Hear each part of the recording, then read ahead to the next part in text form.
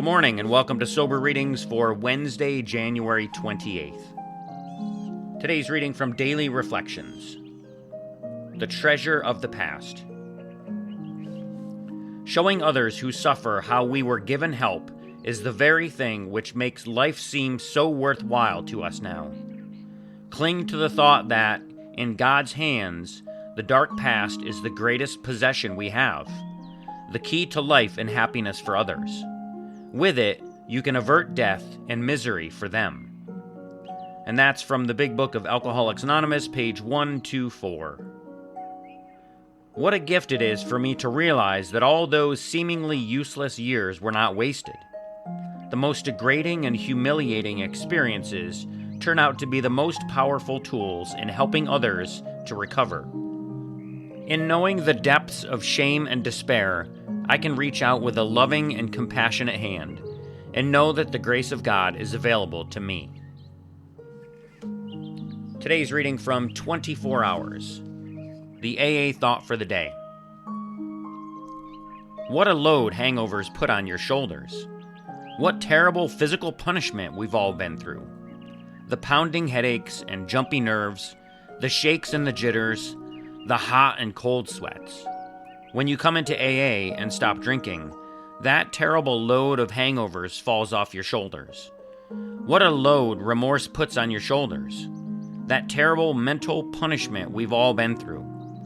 Ashamed of the things you've said and done, afraid to face people because of what they might think of you. Afraid of the consequences of what you did when you were drunk. What an awful beating the mind takes.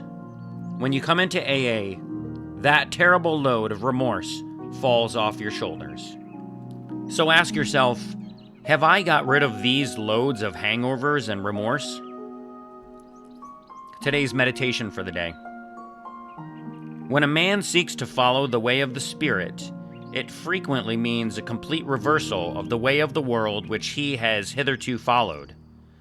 But it is a reversal that leads to happiness and peace. Do the aims and ambitions that a man usually strives for bring peace? Do the world's awards bring heart rest and happiness? Or do they turn to ashes in the mouth? Today's prayer for the day. I pray that I may not be weary, disillusioned, or disappointed. I pray that I may not put my trust in the ways of the world, but in the ways of the Spirit. And finally today, a reading from As Bill Sees It. We're on page 216 today. After the honeymoon. For most of us, the first years of AA are something like a honeymoon. There's a new and potent reason to stay alive, joyful activity aplenty. For a time, we are diverted from the main life problems. That is all to the good. But when the honeymoon has worn off, we are obliged to take our lumps, like other people. This is where the testing starts. Maybe the group has pushed us onto the sidelines. Maybe difficulties have intensified at home or in the world outside.